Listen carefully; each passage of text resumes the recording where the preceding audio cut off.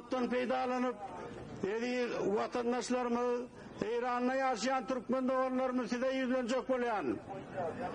İran devleti sizin ata vatanınız, Türkmen devleti sizin ata vatanınız. Siz iki devletin insanı. Vatandaşlar, İran halkı ile Türkmen halkının geçmişte men size azladım. Köp bir ulu bile doğanlık katnaşıklarım bolun, beyik kanı katışıklarım bolun.